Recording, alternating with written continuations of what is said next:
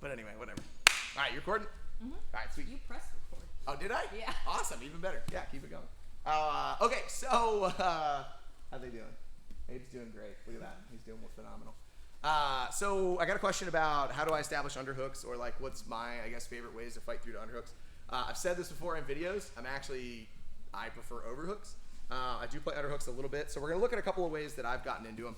The first thing right out of the gate, as much as like real grappling hardly ever looks like traditional pummeling, like he's got an under, I've got an under, and we're just kind of going, you know, ball, fluid, going back and forth. Like as much as it hardly ever kind of looks like that, and we end up into that, that is still the best place to start, is to learn how to pummel, learn how to snake through and feed.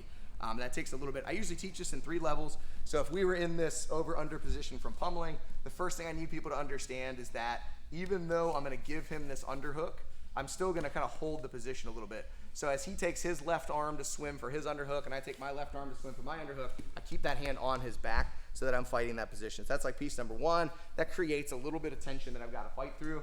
Piece number 2, once we figured out the timing of that, I usually tell people to try to hug in just a little bit tighter.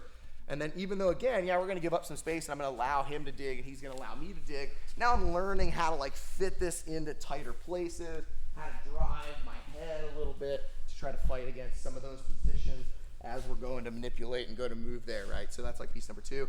And then piece number 3, and this is where I think things are real big. I picked this up from Greg Nelson, but as we're doing this pummeling, as he starts to feed on my underhook side, so the side that's on the right, as we start to feed, I'm gonna start pushing across, and even though I'm gonna let him get his underhook and he starts to dig, he's getting that underhook, but he's throwing his weight off as we go to do it. So I'm starting to dominate that position. If I can start to dominate that, like let's say in a real grappling situation, he starts to tilt his body to feed for that. I can tilt his body, boom, maybe I end up with the double unders in that point because I've shipped him off. So that's the first place, like get really good at pummeling, start to understand what the complexity of that is, start to move their body weight around. That's piece number 1. Piece number 2, there's no version of an underhook entry that's gonna be 100% if I don't learn how to hand fight, right out of the gate. So I've gotta learn like when to grab grips and swing things like in and out. So we have like our lobster claw grip over top this way to be able to swing out.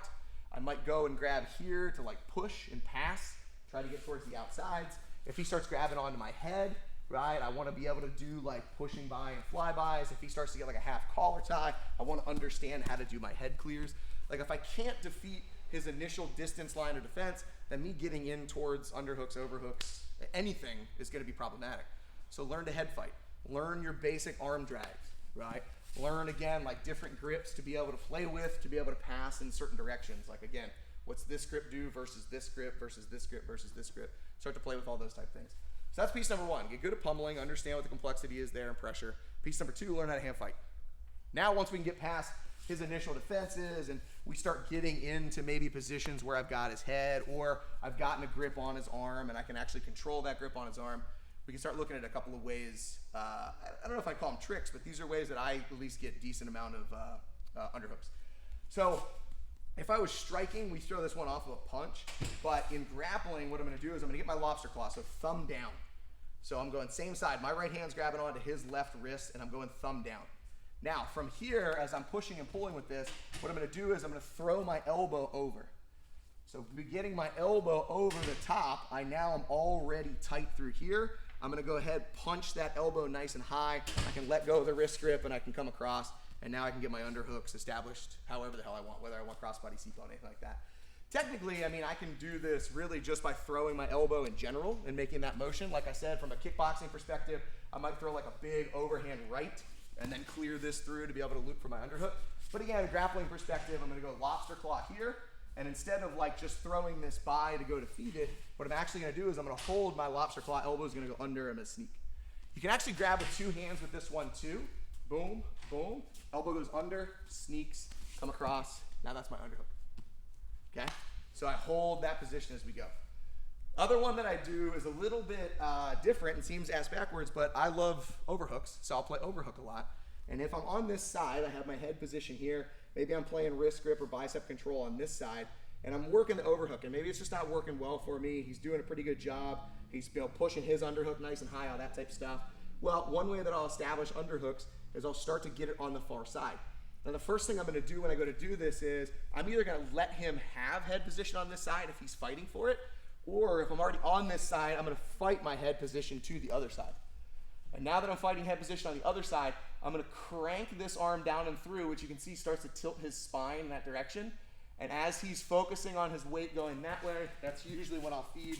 I'll get my deep underhook on this side. And again, for me personally, you notice I have a tendency to go to this crossbody seatbelt.